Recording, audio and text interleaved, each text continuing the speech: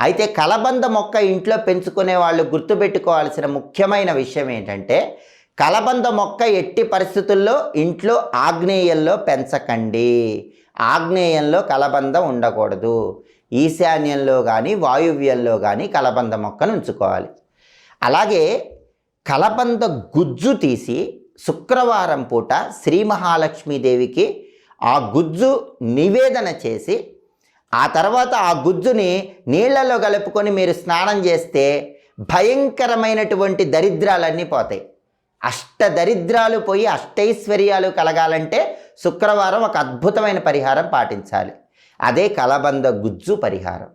అది కూడా ఎప్పుడు చేయాలి? శుక్రవారం సాయంకాలం ప్రదోష కాలంలో చేయాలి. ప్రదోష కాలం అంటే సూర్యాస్తమయానికి ముందు వచ్చేటటువంటి 24 నిమిషాల కాలాన్ని ప్రదోష కాలం అంటారు. ఆ ప్రదోష కాలంలో మీరేం చేయాలి? కలబంద గుజ్జు తీసుకోవాలి.